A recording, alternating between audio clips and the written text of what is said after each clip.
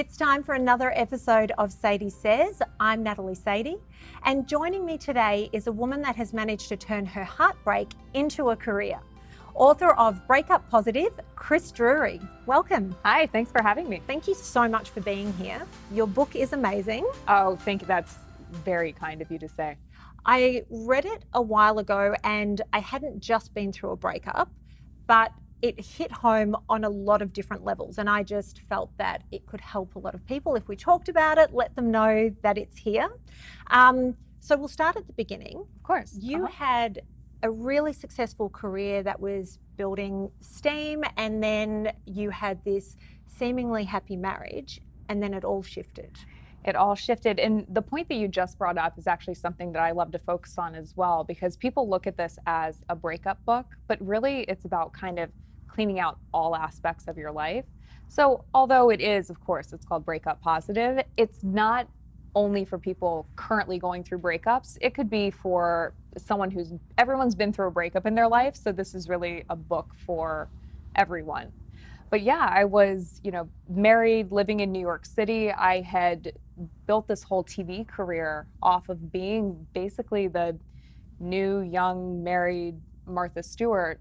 And, through just a lot of stuff that went on and happened, I realized at a certain point that I wasn't being true to myself. And we ended up divorcing. And from there, the book was kind of born. Not immediately, obviously, because there were a lot of steps and stages and things that I had to go through. But what better way to help other people than to write about your experiences and your pain and sadness? And that sounds really depressing, but it's a great way to help people. Total sense. And through the book, well, first of all, how long did it take after the breakup and going through all of this for you to be able to sit and actually write about it? I've actually gotten that question a lot, and it took over a year before I was even ready to sit down and, grasp the idea of writing a book. It didn't really even come to me right away. But what I will say is that I was writing the entire time. Writing for me has always been really therapeutic. Mm-hmm. I talk about it in the book, how important I think journaling is. If nothing else, just to go back and see how far that you've come. And even even now, I go back and I read about, the bad days. And that does sound kind of depressing, but it's awesome to see where I've gotten to, and where I was. I think sometimes things like that do help, especially on your days where you're feeling like you haven't gotten very far. And then you look back and it's just a bit of a wake-up call, because you sit there and go, hang on, that was not that long ago, and I was in a completely different space. Right, because this was, for me, 3 years ago, basically, three and a half years ago. And I think that people save things like journaling for maybe when they're not feeling great. Mm-hmm. But I think it's really important to write about the good days and the bad days, because again, I'll go back as far as 2 years ago and read through it and be like, oh, I remember when I got that bit of good news and how great it made me feel. Oh, I remember that I was having a bad day on that day, and I remember what that felt like, and I don't want to feel like that again. Yeah. So what do I need to do to prevent these things from happening in the future? And you mentioned before in your answer that it's not necessarily a book just about breaking up, but a bit of a sort of lifestyle and changing your thought patterns and behaviors. And was that what you set out to do? Because reading it, that's what I felt I was getting. That was actually of course I wanted to write a breakup book, but I found that the book very much evolved as I was going through the writing process. And I think that I realized that from my own personal experience, which is what I think kind of touched you and other people, was that it wasn't that I was letting myself act this way and be treated a certain way in just romantic relationships. It was, in business, my professional life, some friendships that I had. And I think once you go through and you start really looking at the people and the relationships that you have in your life, it becomes really important to say, is this person healthy for me? Are they contributing in a positive way towards my life? And I realized that you couldn't just look at it from a romantic perspective. Yeah. You really had to basically reevaluate all the relationships in your life. And I think from personal experience, going through certain breakups are more traumatic than others. And it's in those really big ones that whether it's just emotionally you're not ready, whether it's been a long period of time that you've been with this person and you need to adjust to a new normal, you figure out who your friends are. Oh my gosh. I mean, I went through like a friend purge after it, whether it was married friends who kind of were afraid the divorce thing was contagious. That was shocking to me. People that just started avoiding me for no real Do you reason. think part of that is there are people that seem to be scared of single women? I don't know if it's that I was single or if it was that they weren't secure in their marriages. And all of a sudden, you know, if Kris got divorced, then, oh my God, what's keeping me safe? Or maybe I need to now, you know, come to terms with some things in my life that aren't as great. I think we all, especially with social media, we like to fake for as long as possible that everything's fine. And then we all kind of hit a brick wall and we're like, oh, not fine, not okay. So some of the other steps that you talk about going through, naps. Naps. One of my favorite things to do. I read it and said, see, it's okay. I can actually do this. You have to treat yourself, or I did at least, you have to treat yourself like a toddler. If I was tired, hungry, I just wasn't making any decisions. And it's okay. I think there's a difference between staying in bed all day or just knowing that sometimes you have to go to bed at 7 o'clock. Yeah. And that's okay. Sometimes you can just be done with the day. Sometimes you're just extra hungry and that makes you weepy. It was another reason why I don't know if I bring this up in the book, but it was another reason why at a certain point I completely stopped drinking because I realized that the aftermath of that, you know, I wasn't making, I just wasn't feeling good and feeling like myself. You have to pick up healthy habits because you're already going through so much pain. You can't then add more negatives into the equation. Absolutely. And I think we've all self-medicated at some point. I remember one summer, there was far too much drinking, but I kind of had the same realization that I woke up one morning and said, I don't want to do this anymore. It's actually not who I am. But it was a solid 3 months where I went out a lot. I call it a moment. Yeah. Everyone needs to have, also mine was during the summer too. Everyone needs to have a summer moment. I think it's the weather and you just sort of think, I'm going to get out of the house and I'm going to do this. So you talk about the naps and, you know, sort of self-medicating and all that sort of stuff. Another big point which hit home with me, I don't know if I have done it so much. I'm sure we've all had our moments, but playing the victim. Oh, of course. It is so easy. We've all done it. I've done it. I mean, I might have even written an entire chapter in the book on it. We have all played the victim because it's easy to do. It is so easy to bash an ex, to say that a friend treated us wrong, to, you know, gripe about people at work and maybe we're not being treated fairly. It is so much more difficult to look in the mirror and say to yourself, I have to take 50% of the blame for this, no matter what. I am letting myself be treated like this. Maybe I'm not making the best decisions. But it takes a little while to come to that because, again, I think it's so easy, especially in romantic relationships, although it's really across the board, it's so easy to bash somebody else. Well, it's very confronting to sit there and say, what part am I playing in this? What am I doing or what can I change? Right. And I had a therapist for 5 years and I know in the book you talk about having a therapist. Huge fan of therapy. Yeah. I did 5 years of intensive therapy through a marriage breakdown, a terrible breakdown of a relationship after that. And a lot of it was learning to confront my part in all of it. And I read it and went, oh my God, I love this. I love that you're saying this because I think it's so important. It's so important. And it's just, again, it's something that, and I don't want to just pin this on women, but you know, I can relate to it because I am a woman. It's something that women do a lot. And it's something that even with my friends, I'm like, you're in control. You're making these decisions and you need to look at the decisions that you're making. If they're not yielding the results that you want, then you can control yourself. I can't control another person. I can't control anyone that, you know, I would have been dating. I can't control my ex and how he thinks, but I can control myself and I can change myself and make myself better because now I have all of this knowledge of these are the mistakes that I made. These are the decisions that I made. And, you know, I didn't, again, love the results. Yeah. So fix it.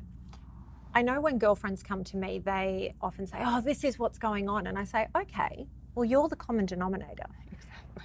They don't always like to hear it. And maybe I'm not the right person to be saying it to them, but reading the book, and were you having all these epiphanies as you went along, or was it more a moment of, as you were writing it, it was kind of just coming out naturally and you were realizing what these milestones had been? I think it really all came together when I wrote the outline for the book. I knew that I wanted it, it has to be a circle and, I wanted it to have a very positive message. But again, going back to the journaling every day, I think these were all realizations that I was coming to on a daily basis, but they didn't all fully come together until I started writing the book. So I don't think they were necessarily new ideas that came along as the book was being written.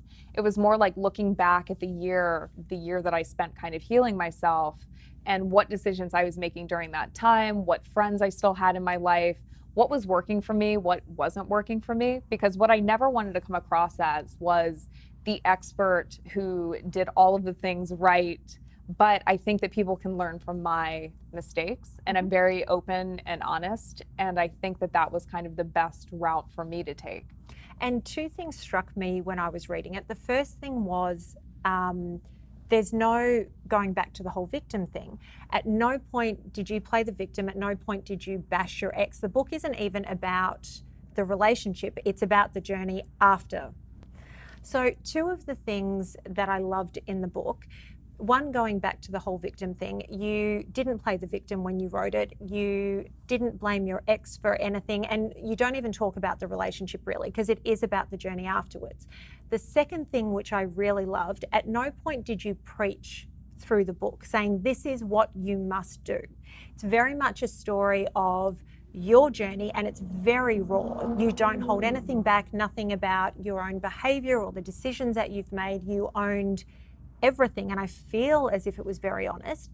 And then you sit back and go, this is what it made me think, this is what it made me feel, and this is what I did to change it. And I think in turn that makes the reader reflect on their own decisions. I think that if you I've read books, I was reading, I've read every breakup book that's out there because you can't write one without reading them and researching. And I think the biggest thing that I didn't like when I was reading those is exactly what you were saying. I felt like I was being preached at, and really, who's an expert at what and who determines that? I always feel like being open with my experiences and what I did or didn't do or the mistakes that I made was so much more valuable to people because it makes them think about their past experience, what they've been through, as opposed if I'm preaching at you, there's only so much of that you're going to take before you just kind of shut down and shut off, or you're like, who is this girl and why is she qualified to preach at me like this? Yeah, and I feel that honesty is something that wins people over, that gets them thinking about themselves. Whereas if you've got somebody sort of giving them facts and figures and just saying this is what you need to do because it's a formula they've put together and not everybody is the same, that's where the difference is. Exactly. And I've also, going back to your first kind of point, the book wasn't about my ex, but I also truly believe, we were together for a long time. And if you can't be with someone, for an extended period and be able to look back on all of the good that came from that and all of the life changes that came from that, at a certain point, you don't have to do that right away. You're allowed to be angry, sad, for whatever reason, whoever's fault it was, like we said, 50-50. Yeah. But if at a certain point, you can't look back and say there wasn't any, cheating and madness, then it just makes you, I feel like it makes you a bitter, kind of angry person. I truly hope that he does well in life and he hopes the same for me, and we wish each other happiness. And there's just something amazing about knowing that there's not a person out there in the universe that wishes you ill will. It made me feel better at night knowing that if we needed to, we could communicate, and we genuinely hoped that the other was doing well. My ex-husband and I, the breakup was horrible, as they are after 10 years. Always. But I look back, because after that I went through a horrendous breakup, and I called my ex-husband one day and I said, we had a really good breakup. And he said, what do you mean? And I said, no, it wasn't fun, but there was love and respect through the entire thing. Right. Which was such a great thing, and it taught me so much moving forward. But that's me just getting a little bit personal. So after all of this was happening and you were sort of quite a way through your journey, you moved from New York to LA. Right. And you actually met somebody. I did at our local health food store. Oh, really? Funny enough. Yes. But that actually, again, I look at it as a piece of my journey. I needed to detox New York out of my system. It was, I'd lived there for a long time. It held a lot of memories. I was just kind of done. And I think some people will discourage others from making too many massive life decisions at one time. I had gotten divorced. My career was obviously going to have to change. I was moving. And I think that because I was open and honest and honestly had a really amazing therapist, I was like, this needs to change too, because I can't change a third, 2/3 of my life and be unhappy with where I'm living. Yeah. So I moved out here, and it was one of the best decisions I've ever made through this entire journey. And you got married recently. Yes, very recently. Congratulations. Thank you. The day looked so beautiful. It It actually was. looked magical. I wanted to be a chill, calm bride, and that's exactly what I was. So. Perfect. So being married and finding that happiness, does it change any of the advice that you give when you're working with people one-on-one? I don't know that it changes. I'm very careful to not come across as smug married person, follow all of my rules, but I think I'm kind of my own success story. I truly believe if I hadn't gone through all of the steps, the sadness, the anger, the summer of fun, whatever it was, dating a little bit, trying to figure out who I was, the moving, that I finally became the person that attracted the partner that was best suited for me and my mentality. And that was a very positive, healthy, amazing human being. And are your clients really receptive to that fact? They are, because I think what they want to be, they don't want to be preached at, but also what they want to be told is that it's going to be okay. And I think since I'm living, my okay, it's nice to show them that, no, I went through all these things. I made some mistakes, but at the other side of it, I came out okay. And I'd like to think I came out okay relatively quickly compared, it was a long relationship. Yeah, So. well, 3 years to go from complete heartbreak and a total change in life in every sense of the word to being happily married is amazing. It's amazing. I was going to say it's crazy, but crazy is the wrong word. Amazing is the right word. Well, it is, and it's wonderful. Now, this is a question, I guess, really about your new partner, because I have very strong feelings on this particular sort of topic. Obviously, having built a career around talking about a breakup and all the things you went through, there is a certain amount of references that you make to your ex-husband. Not necessarily about the relationship, but there has to be some talk about it. How does he feel with that being brought up? He actually, day to day? I sent him the full book before I turned it in. And I did say, some of this might be difficult for you to read. It's not super fun to read about we were girlfriend and boyfriend at the time, not engaged, about your girlfriend dating other people and going through a divorce and all of those things. And obviously, being, married before comes up in interviews and conversations. And I will have to say, he is the most supportive, incredible human being. And I think because he and I have a very open and honest relationship and we communicate really well, it has never been an issue. I think I almost had more moments where I'm like, oh, I don't want to be known as the divorce expert or the divorce girl, I just have to say he's very supportive. He's also an entrepreneur and a self-starter. And I think that he's in the fitness and health and wellness industry. He understands helping people. And even though it's in a different way, I think he knew that by me opening up and writing about this, it could help other people. Okay. That makes me so happy to hear. And the reason I ask, I dated somebody recently, and in my answer, I had to reference an ex, and he was not okay with that. And for me, that was a red red It's a red flag. flag. And I It's went, an okay. insecurity, like, Because of it's some part kind. of my story. Right. I wasn't talking about this person with longing or love. But anyway, that's just, So you do work with one-on-one clients. Yep. What do you do with them? Do you coach them through a breakup? Do you help them just with life in general? How does that work? It kind of works, it goes like case by case. I also run women's retreats, so if it's less intimidating to kind of be in a group setting and not be one-on-one, I love doing that. I'm running a retreat in November for writing and equine therapy for women. Okay, and is that in California? That's in Arizona. Oh, wow, okay. Yeah, and I'm really excited about that. And I would say my one-on-one clients, it really depends. I want to hear the whole story. I want to hear, that's why I wrote about how I grew up. I was the oldest child. I was very mothering. That's why I started to make mistakes in relationships, because I always felt like I had to take care of people, which doesn't create an equal relationship. So I want to go back. I don't even necessarily want to hear about the breakup. I don't want to hear about the breakup right away unless I know that you're not getting out of bed every day. Sure. And then I need to just make sure that you're okay and you're functioning and you're feeding yourself and you're hopefully doing some kind of health or wellness activity. Yeah. But I kind of go back to the very beginning. How did you grow up? What was your relationship with your parents, your siblings? Are your parents still married or divorced? What kind of relationship do you have with them now? And then we start at the beginning. And then I kind of see, I think it's more about the pace that we work through everything. But again, the first thing is just making sure that everyone's fine on a day-to-day basis. Of course. Well, I mean, you can't get anywhere if they're not functioning. Right.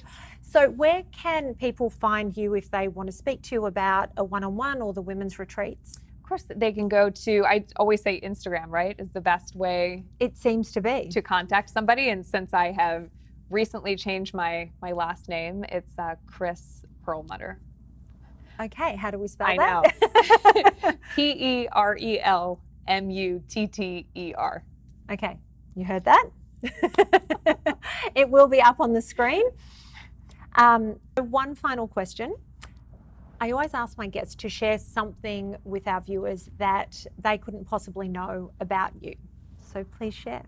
Something you can't, does this have to be in regards to relationships? Or can this be a random fact about myself? Random fact. I can say the alphabet backwards faster than I can say it forwards. Seriously? Mm-hmm. Show me. I'll show you after. I feel like I'm very much on the spot right now. Well, thank you so much for joining me. Your book is amazing. Thank you. Thanks for reading it and this amazing time we've had today. I appreciate it. Oh, I am so grateful to you. Breakup Positive by Kris Drewry. That's what it says on the book. I'm Natalie Sady. Until next time.